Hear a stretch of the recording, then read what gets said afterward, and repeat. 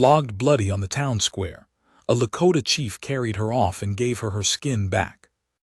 I want to tell you something that happened to me a long time ago. Not because it makes me look good.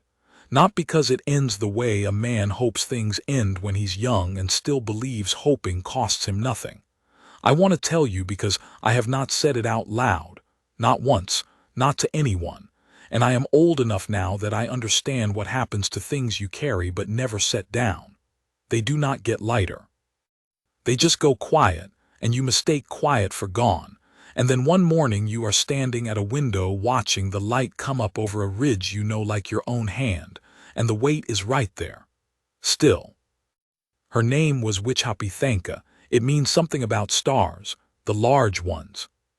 She told me once, not to be poetic, she told me the way you state a thing, matter of fact, because you were asked, and so you answer. That was her way. Direct in the manner of people who have never needed to soften a thing to make it land. I did not know her name the morning they tied me to the post in Dillard's Crossing. I did not know much of anything that morning. There was a post in the center of town. It was not there for horses. It was not there for signage. It was sunk in the ground 8 years before I ever rode into Dillard's Crossing, sunk by a man named Aldous Vane who ran the territory's commerce and a good portion of its law, and it was sunk for a purpose that men like Aldous Vane never say plainly, but that everybody understands. A post like that is a message. It says, we do things a certain way here, and if you think otherwise, we have a place for that opinion. I had a reputation coming in. I knew it. Had built it myself mostly over 15 years of hiring my gun to people with problems that needed solving the fast way. Not proud of it. Not ashamed of it either. I was good at what I did, I was fair about who I did it for, and I kept a line I did not cross. That line kept me sleeping, some nights better than others. The trouble in Dillard's Crossing was a land dispute. A ranch family named Caro had a deed to water rights on the Milk Creek Fork, and Aldous Vane wanted those rights, and the 2 senior Caro men had died of things that happen conveniently to men who stand in the way of men like Vane. There was a widow left, name of Ruth Caro, and 2 sons, 19 and 16, and they hired me to ride into Dillard's Crossing and make it plain that the deed was valid, that they intended to hold it, and that whatever had happened to the Caro men had better stop happening. I rode in on a Tuesday. The sky was that particular shade of white that means nothing but heat. No blue to it, just white-hot nothing from edge to edge. My horse, a dark roan I'd had 8 years, was lathered before noon. I made the mistake of assuming that because I had the law on my side, the actual law, the written deed, the notarized document, the surveyor's record, that the town would operate on the basis of that law. I had made this mistake before. I make it still some nights, in the way you make mistakes in the dark when you are not entirely awake, and the world feels the way it did before you knew what it was. Vane had the sheriff, had 2 deputies, had the judge who rode circuit through 3 counties and who owed Vane more money than a judge earns in a decade. I presented the deed. I presented myself. I stated my case plainly in the office of the sheriff, which smelled of old coffee and something else, something faintly rotten that I could not place. They arrested me before I finished my 3rd sentence. Didn't charge me with anything specific. They didn't need to. The charge was existing inconveniently, and the sentence was the post. I want to be honest about what that was. They stripped me to the waist and tied my wrists above my head, and a man named Corbin, who worked for Vane, who was built like a draft horse and had eyes that made you think of empty rooms, laid a leather strap across my back until I lost count, and then I lost other things. Not consciousness, not entirely. Something worse. The thing that keeps you standing inside yourself. I was standing. My body was standing because it was tied that way, but I had gone somewhere else, somewhere very small and very quiet. And what was happening to my back was happening to someone I was watching from a long way off. The town watched, some of them, not all, the ones who had given up or the ones who agreed. The ones who hated me on general principle because I was a stranger and strange men mean change. And they had built something here, even in the shadow of vain, and change frightened them more than the post did. When it was done, they cut me loose and I went down. Not a fall exactly, more of an unfolding. Like a thing that has been holding a shape it was never meant to hold, and when the thing holding it drops away, the shape goes. I lay in the dust of that square and I thought, this is it then. Not dramatic, not final, just factual. I had been in bad places. I had been shot and cut and left in conditions that did not invite survival. But there is something about a public flogging, something about being made a spectacle of in a place with a post sunk for exactly this, something about the eyes of people watching. There is something that breaks a thing in a man that a bullet in the leg doesn't touch. I did not think I was dying. I thought something else. I thought I was done. Done in the sense of finished. Not dead, but the thing that makes a man, the standing up part, the carrying on part, the I will see this through part. I thought that was gone. I thought they had gotten it. I lay there. The sun moved. It does that regardless. Then something happened that I did not understand at the time, and have spent years understanding since. I heard horses. Not the town's horses, not the nervous shift of animals tied to hitching posts. These were horses moving at a purpose, coming from the north end of the street, and there were enough of them that the ground told you before your ears did. I turned my head in the dirt, could not lift it yet. What I saw, with one eye pressed half shut with dust, was a line of riders coming down the main street of Dillard's, crossing at a pace that was not hurried and was not slow. It was the pace of people who have decided something and no longer need to discuss it. There were maybe 12 of them, maybe 15. Lakota, from the dress, from the horses, from the way they moved as one thing rather than separate men. The one in front was older. Not old, there is a difference. Older the way a cedar gets older, harder at the core, quieter in the crown. His face had a set to it that I recognized even from the dirt, even with my vision going in and out. I had seen that face on men before. Not often. It was the face of a man who has decided, and the decision is not subject to appeal. He stopped his horse in front of me. The town had gone still. You could hear the nothing of it. He looked at me for a moment. Then he looked at the post. Then he looked at the sheriff, who had come out of his office and was standing on the boardwalk with his thumbs in his belt and trying very hard to look like a man who is not afraid. The chief said something. I did not speak Lakota then, not a word. But one of the men behind him translated, and what he said came down the still street clear as a bell. He said, "This man made a promise to a family under our protection. He came here to keep it. Whatever you think you have done here today, you have not done it to him alone." The sheriff opened his mouth. The chief looked at him. The sheriff closed his mouth. There was a long moment that I cannot describe to you except to say that it had weight. Real weight, the kind you feel in your chest. Then a rider came forward from the line, not the chief, someone smaller, and dismounted and crouched beside me in the dirt. I thought it was a young man.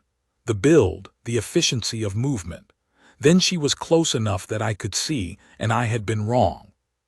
She put her hand on the side of my face. Not soft, not a comfort exactly. More like someone checking the temperature of a thing to determine its condition. Her hand was cool from the ride, and her eyes, when they met mine, were the darkest I have ever seen.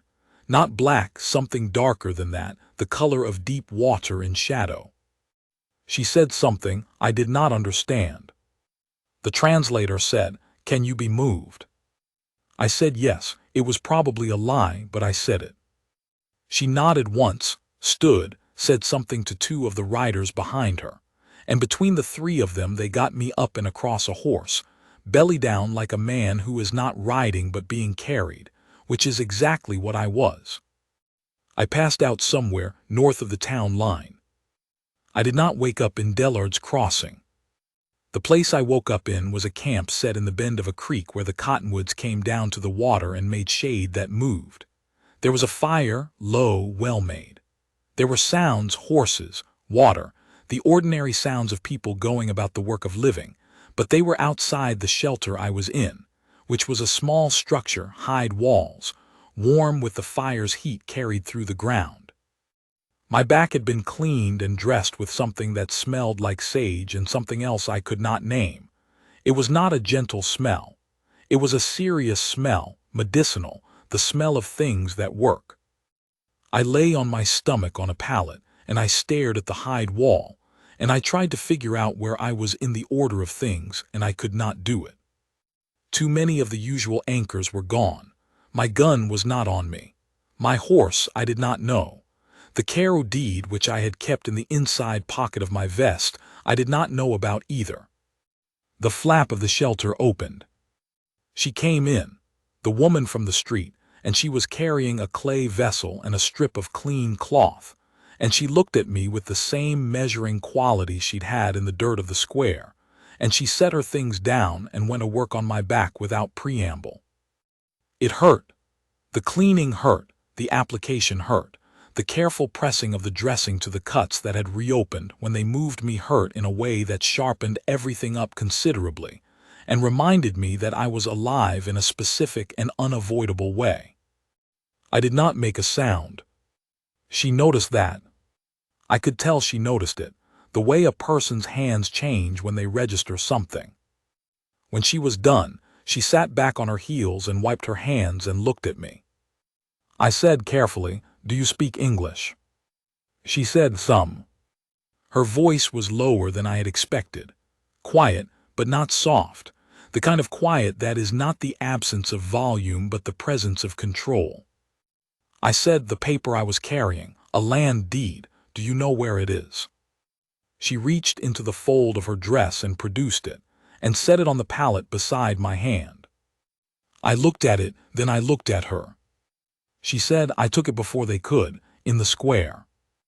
I said, "How?" The corner of her mouth moved, not a smile exactly, an acknowledgement. "You were on the ground," she said.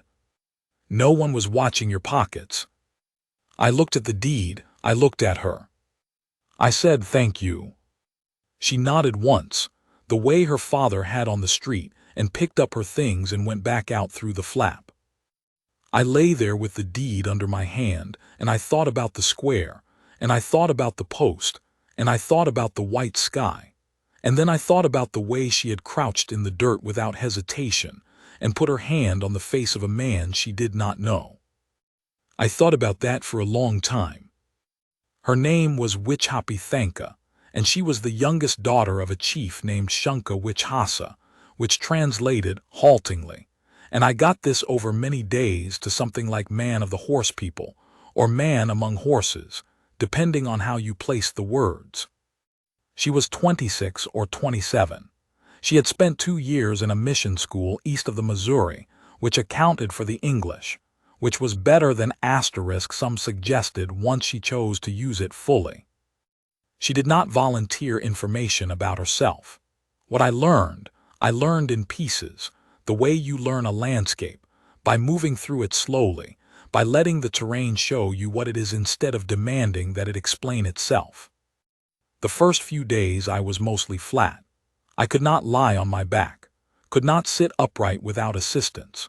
She came twice a day, morning and evening, to clean and dress the wounds, and she said very little, and I said very little because there was not much to say when you are face down in someone else's shelter. I was alive and my back was being treated, and the deed was under my hand, and the rest of it could wait. On the 4th day I could sit up, and one of the younger men, a boy really, brought me food, some kind of stew, good, with meat and root vegetables, richer than I expected, and Wichhapi came at midday rather than morning and looked at me sitting up and said, "Good," and then sat down cross-legged in the way of someone who intends to stay for a while.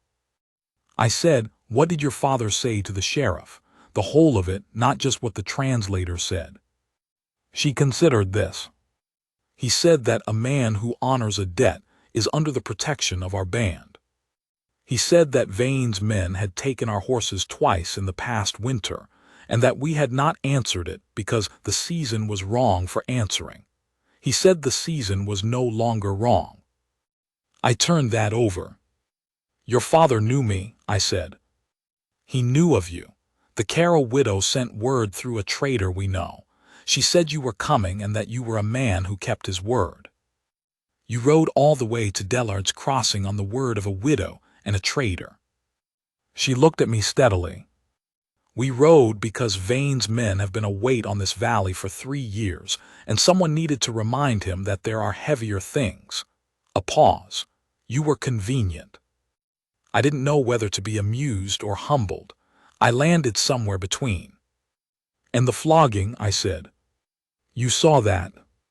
We arrived as it was ending. Something crossed her face that she did not let go far. I have seen it before, not there, other places. She did not say what other places. I did not ask. There was a register in her voice that told you clearly where that particular door was located and that it was not your door to open. She said instead, you did not call out during. No. Why? I thought about it. It was not a thing I had consciously decided. Some things, I said, if you give them your voice, they own you. I didn't want Vane to own that. She was quiet for a moment. Yes, she said, just that. There were other things in those days, and I want to give them to you plainly because they are the truth of what happened, and the truth is specific. My horse had been brought to the camp. The roan had a cut on his near foreleg, shallow, from where he'd been tied in a way that let him work against the rope, but he was sound, and he recognized me when I came to him on the 6th day, limping, still. And he put his nose against my chest, and I stood there with my hand on his jaw for a minute. Witch Hoppy was nearby. She had been showing a girl how to do something with a hide, demonstrating a pull and stretch motion with her hands, and she glanced over and did not look away quickly when I noticed her looking. She just looked openly, the way she did everything, taking account. I had begun to notice things about her that were not about the work she did on my back. The way she moved, economical, nothing wasted. The way she spoke to the children in the camp, which was different from how she spoke to the men and the older women, still direct, but with more warmth in it, a loosening.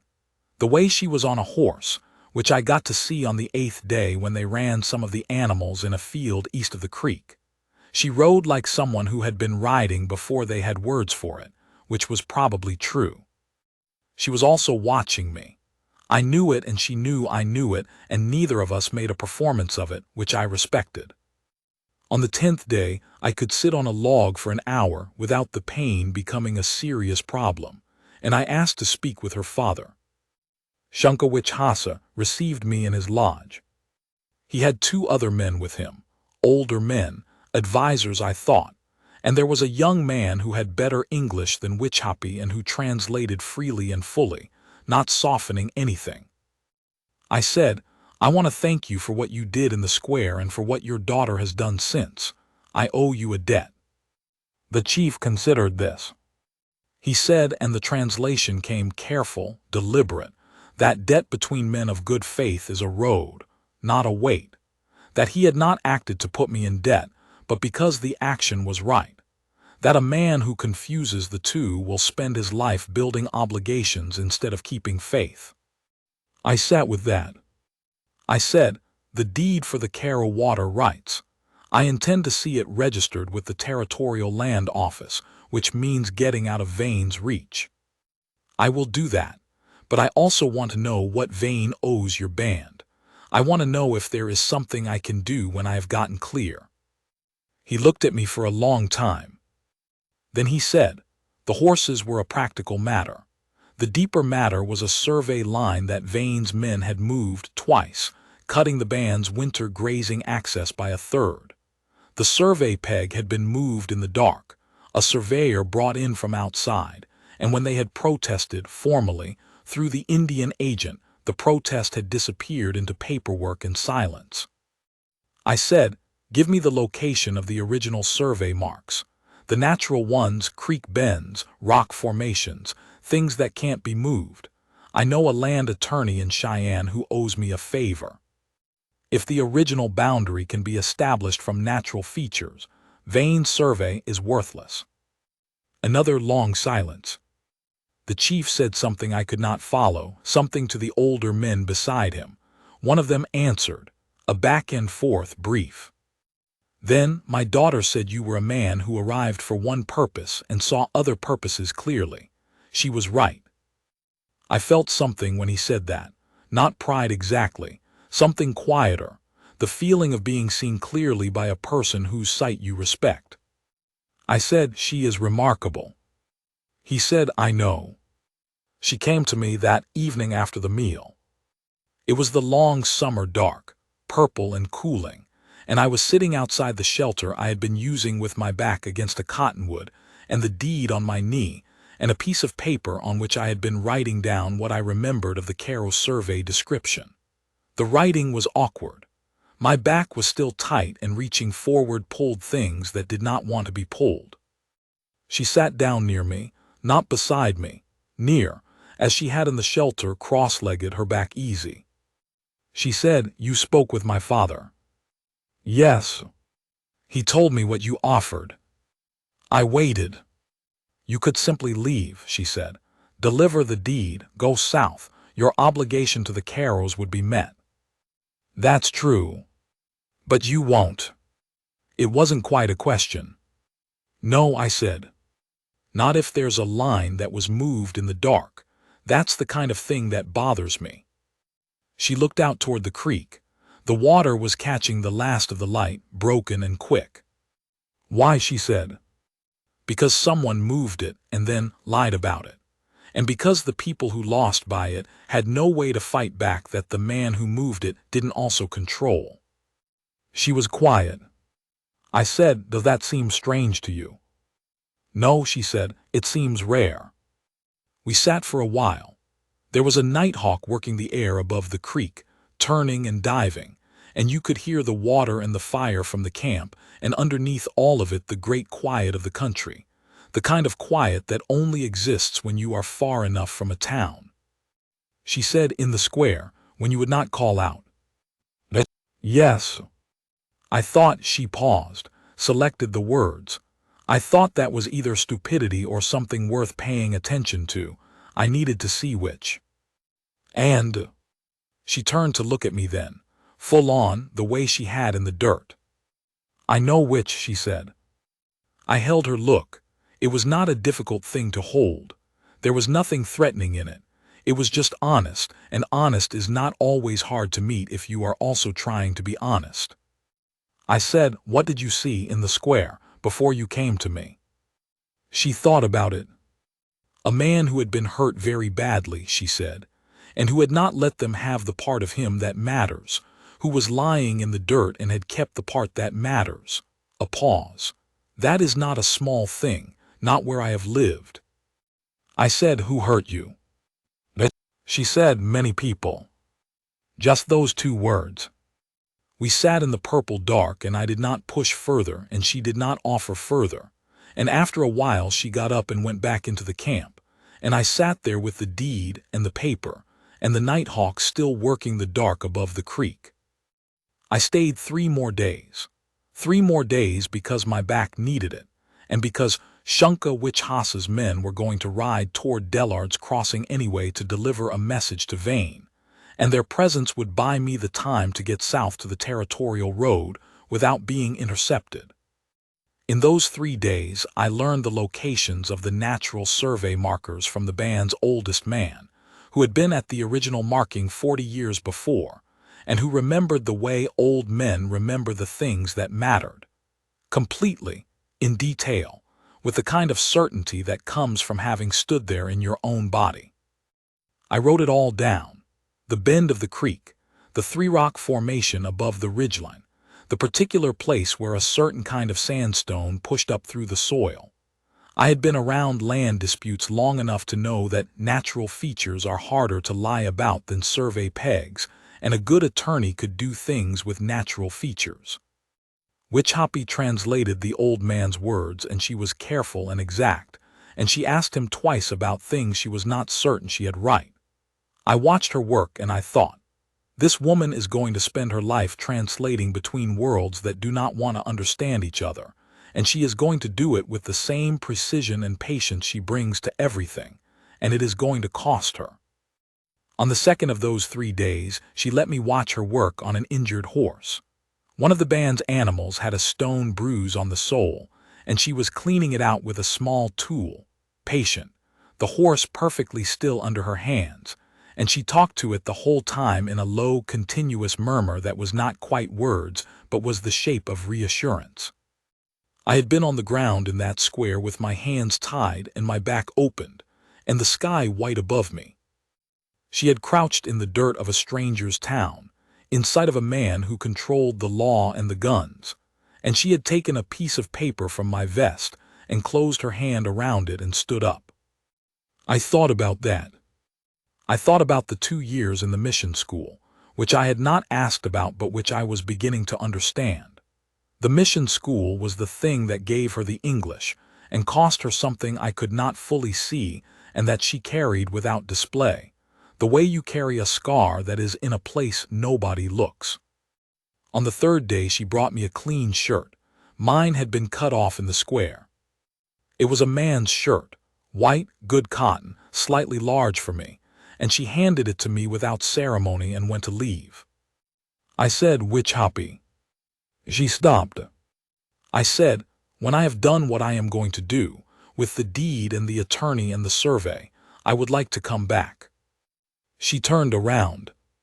She looked at me for a long time, that measuring look, and something underneath the measuring look that I was reading carefully because I did not want to read it wrong. She said, "Why?" I said, "Because I have been in a lot of places in 15 years, and I have not, in any of them, been seen the way you saw me in that square, and I would like to know if that is something or if it was just a moment." She was quiet. I said, "If it was just a moment, I will not come back. If it is something, I would like to find out what." She said, "My father's band moves with the season. I can tell you where we will be in September if the season holds. I will not wait for you, but I will be there." "That's fair," I said. "If you come back," she said, "come back with the deed registered and the survey restored. Don't come back with good intentions. Come back with the work done." I said, "Yes." She nodded once. She went out. I stood there in the morning with the shirt in my hands and the camp sounds around me and outside the cottonwoods the creek going its way, and I thought, this is not something I have had before. This thing of being told plainly what is required and trusting that the person telling you means it and that you are capable of meeting it. It was not soft. It was not reassurance. It was a door, and the door had a condition, and the condition was real work in the real world, and if I met it, the door would be open. I have wanted many things in my life. I do not know that I have ever wanted anything the way I wanted to walk through that door. The Lakota riders came with me to the edge of Vane's Reach and then peeled off and rode back north. I was on the road south by noon. I want to give you the road in brief because this is not a story about the road. It took 11 days. There was trouble on the 3rd day, 2 of Vane's men, waiting at a crossroads, and I handled it the way I handle things, which I will not go into, except to say that no one died and both men went back to Vane with a clear message about what would happen if the road south was blocked again. The land attorney in Cheyenne was a man named August Freeborn, which is a real name and a good one for a lawyer, and I had helped him some years before in a situation that he remembered with gratitude. He was not a large man, but he was a precise one, and precision in law is worth more than size. I laid out the Caro deed and the Caro situation and the Lakota survey problem both, and he went quiet in the way of a man whose mind is working. And then he said he would need the deed registered and certified, which he could do, and the survey descriptions reduced to an affidavit, which I could give him. He said the survey matter might take longer, but that it had merit, real merit, the kind that made men like Vane expensive to fight.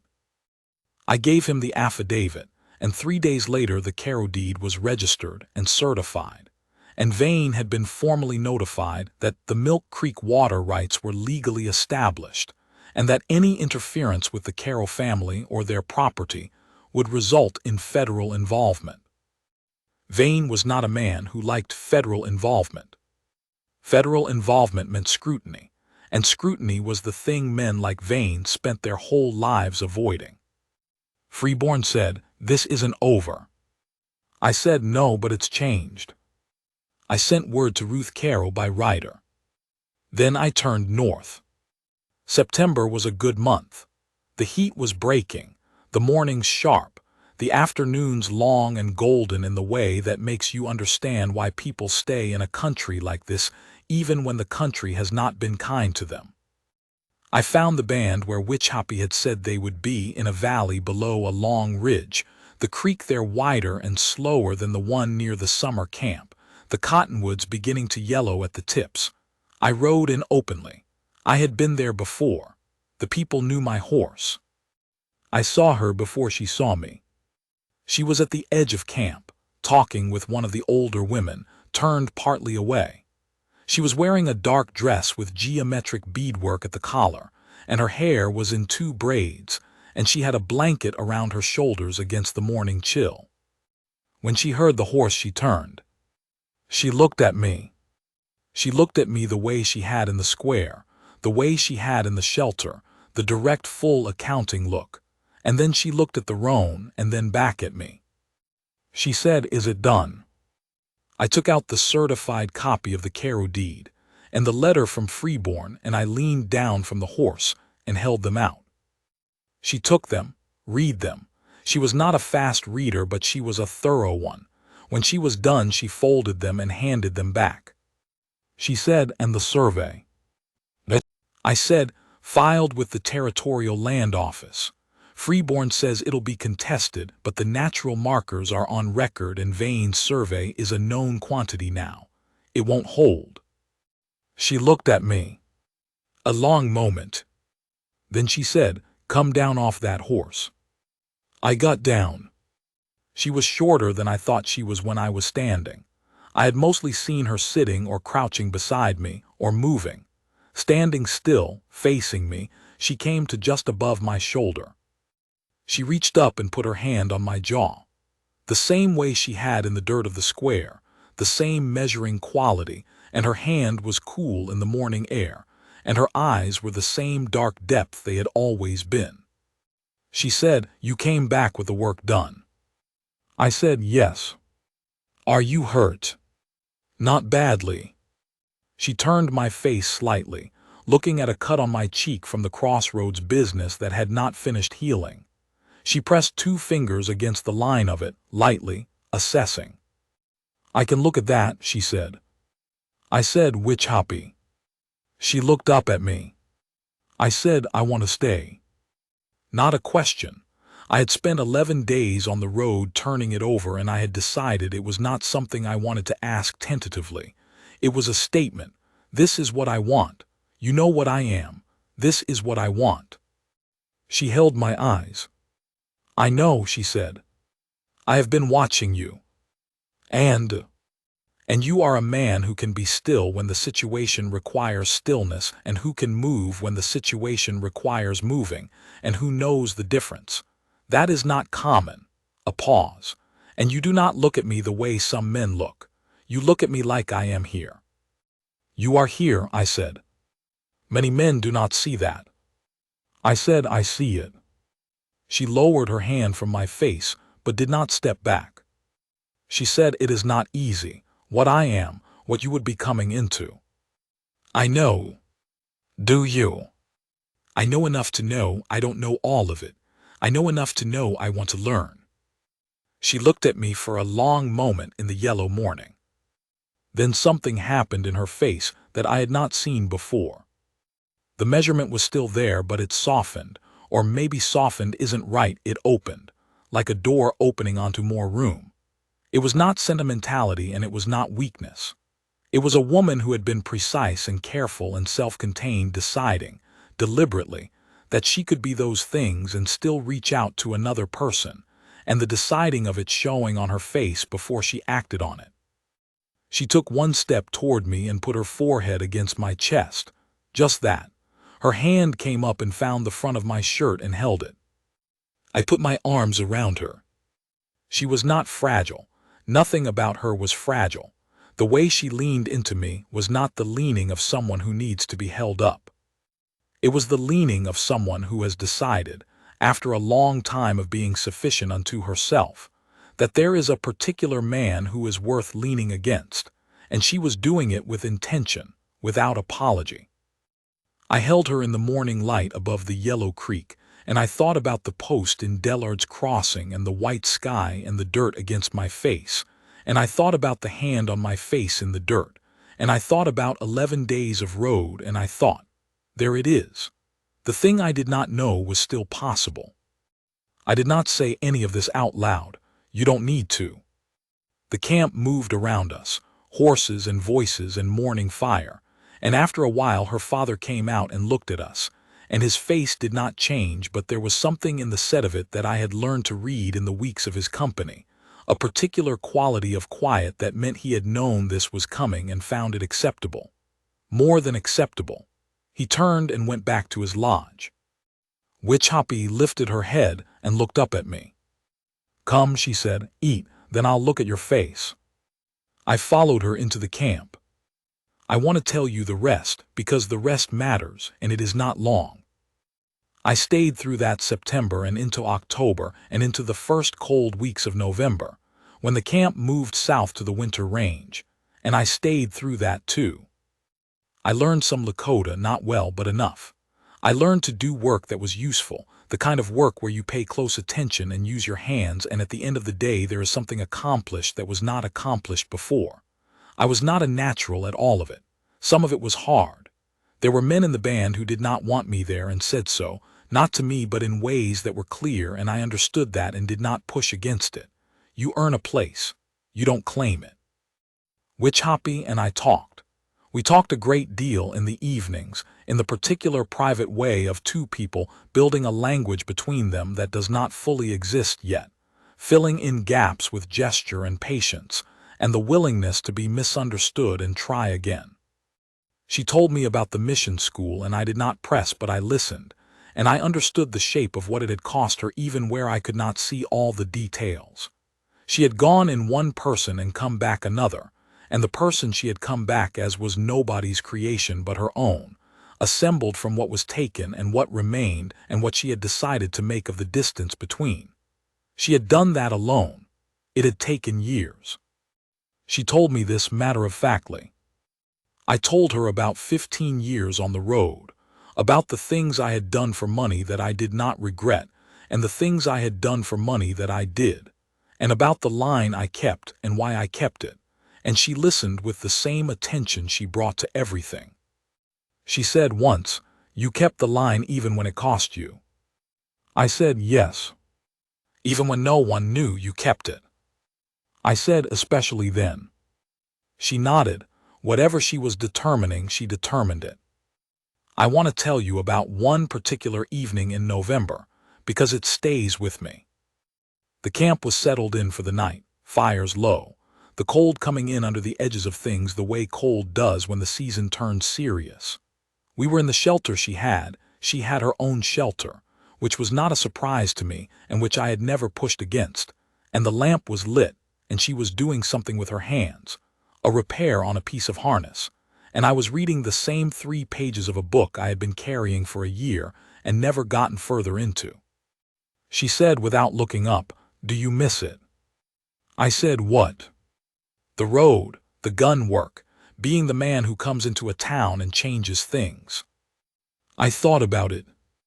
I said, "I miss the feeling of being clear. Out there you know what the problem is and you know what you can do about it and you do it. It's clean. And here is more complicated." I watched her hands on the leather. "Here is better." She looked up. "Better," she said. "Yes." She looked at me for a moment, and then she looked back at the harness, and her hands worked the leather with the same quiet efficiency as always. She said, I did not think you were a man who said things he did not mean. I said, I'm not. Then I believe you, she said. We sat in the lamplight with the cold outside and the November dark, and I thought about the fact that I was 43 years old and had been on a road since I was 19 and had not once, in all those miles, been in a place that felt like the one I was sitting in. Not a roof, not a location. A person, two people, the specific thing that exists between two people who have seen each other clearly and decided, with full information, that the other one is worth staying for. That. I had not had that before. I did not intend to let it go. The Water rights held. Freeborn sent word in the spring. Vane contested, but the certification was solid, and the federal surveyor who came out in April found the natural markers exactly where the old man's affidavit said they were, and the survey Vane had commissioned turned out to involve a surveyor who had done similar work for similar men in 2 other counties, and whose license was subsequently revoked. Ruth Carroll kept her water. Her sons kept the ranch. The survey boundary for the Lakota band's winter range was formally restored the following June. Freeborn wrote me a letter about it. He said it was one of the cleanest cases he had won, and that the natural marker strategy was something he intended to use again. I wrote back and said he should send his bill to me, and he wrote back and said that he had, and that I had already paid it, which was true. I told Witchhoppy's father about both of these things on a morning when we were sitting outside his lodge in the spring sun, the valley green below us, and the creek running full with snowmelt, and the horses moving in the field. He was quiet for a long time. He said, and his English had grown, or mine had grown, and the translator was not always needed anymore. He said, a man who keeps a debt without being asked is a man who understands what the debt was for. I said, I think I do. He said, my daughter understands it also. She has always understood more than I told her. I said, yes. He looked at the valley for a while. He said, when you were in that square, you did not think anyone was coming. No. And still, you did not give them the part that matters. No. He nodded slowly. I have seen men break from less, he said, and I have seen men who did not break misunderstand why they did not break. They think it is their strength alone.